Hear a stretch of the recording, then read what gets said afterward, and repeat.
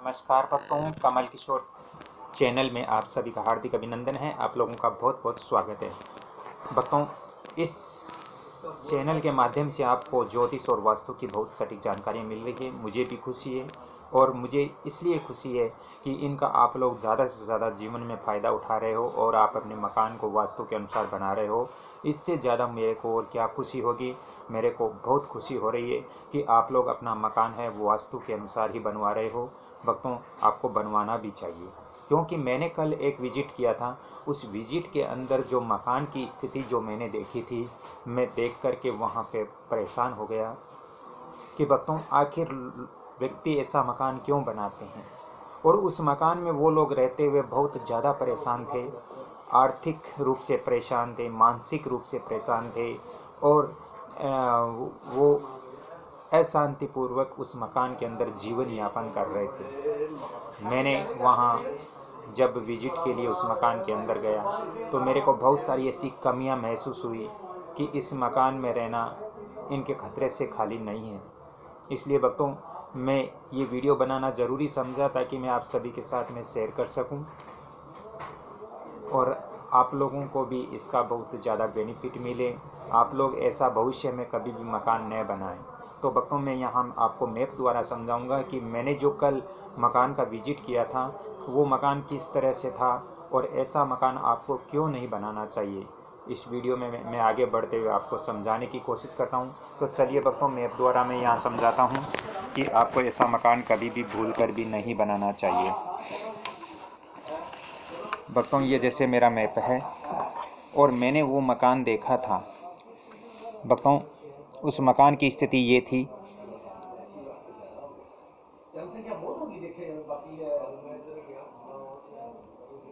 ये उनके मकान था। भक्तों, ये उस मकान की पूरब दिशा थी और ये उस मकान की पश्चिम दिशा थी। ये उस मकान की पश्चिम दिशा थी। ये भक्तों उत्तर दिशा थी और ये उस मकान की दक्षिण दिशा थी, यानी ईस्ट, वेस्ट, नॉर्थ और साउथ। ये उस मकान की दिशाएं लग रही थी। अब भक्तों, उस मकान की स्थिति क्या थी। उस मकान में यहाँ पे जब हम एंट्री करते हैं तो यहाँ पे उनका एक रूम बना हुआ था और उस रूम के जस्ट पास में ही भक्तों सीढ़ियाँ बनी हुई थी। जो सीढ़ियाँ भक्तों दक्षिण से उत्तर की ओर चढ़ रही थी और उससे आगे भक्तों उनका यहाँ पे शौचालय बना था, टॉयलेट। और ये जो टॉयलेट है इसके पास में भक्तों उनका किचन बना हुआ था, रसोई घर जिसको हम बोलते हैं। यहाँ पे उनका रसोई घर बना हुआ था और भक्तों रसोई घर के जस्ट पास ही एक रूम बना हुआ था। भक्तों, अब इस मकान में व्यक्ति कैसे रह सकता है। इस मकान में जो व्यक्ति रहेगा उसकी कंडीशन क्या होगी, उसकी जीवन में वो कभी तरक्की नहीं कर पाएगा, जीवन में कभी भी वो तरक्की नहीं कर पाएगा और वो परेशानियों से घिरा हुआ रहेगा, ये निश्चित है। और वो उनके साथ भी हो रहा है। भक्तों, एक तो इसके अंदर कितने वास्तु दोष में आपको गिनती कराऊं, बहुत ज़्यादा वास्तु दोष है। एक तो इस मकान की जो लंबाई है वो बिल्कुल वास्तु के अनुसार गलत है। दूसरी भक्तों, इस मकान के जो यहाँ पे सीढ़ियाँ बनी हुई है वो भी भक्तों बहुत गलत है। ऐसी सीढ़ियाँ भी नहीं होनी चाहिए थी। और उनके यहाँ जो ये टॉयलेट बना है ये भी भक्तों गलत है, क्योंकि टॉयलेट इस दिशा में कभी नहीं रखना। इस दिशा में टॉयलेट रखने से आपके घर में धन नहीं आएगा, पैसा नहीं आएगा, आपके इनकम के सोर्स नहीं होंगे। इसलिए यहाँ पे टॉयलेट रखना भी बहुत ज़्यादा गलत है, जैसे उस मकान में था।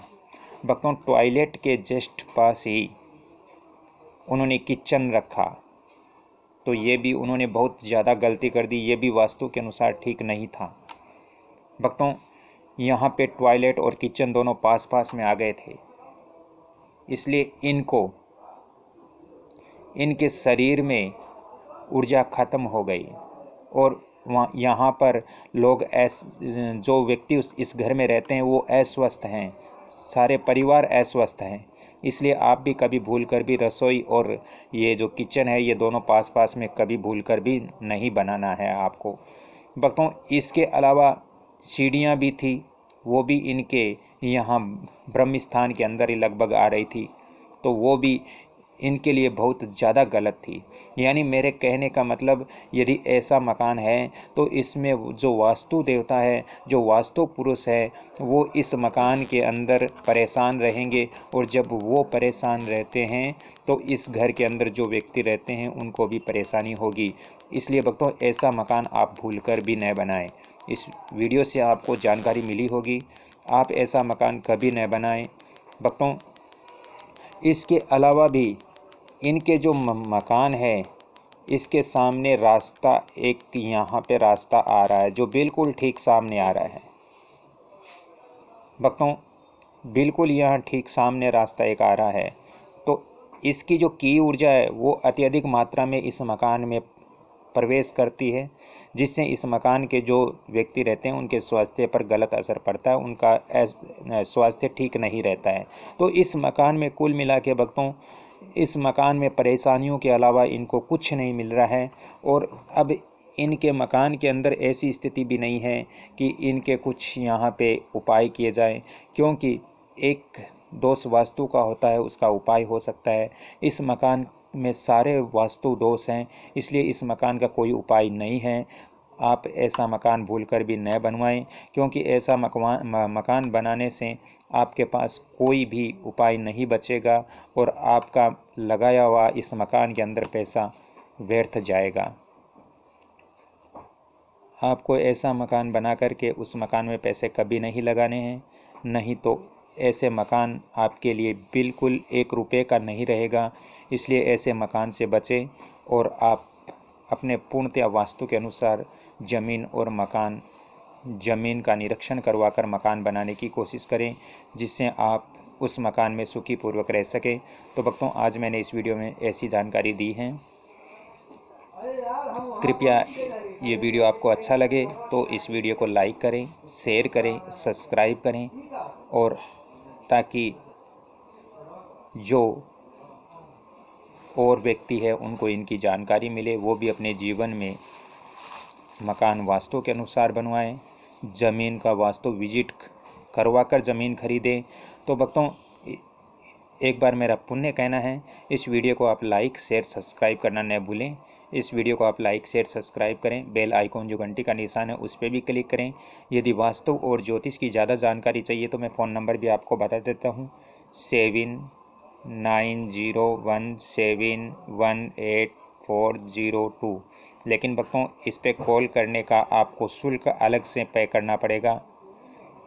आप वास्तु और ज्योतिष संबंधित जानकारियाँ ले सकते हो, लेकिन इसके लिए फ़ीस अलग से करनी पड़ेगी।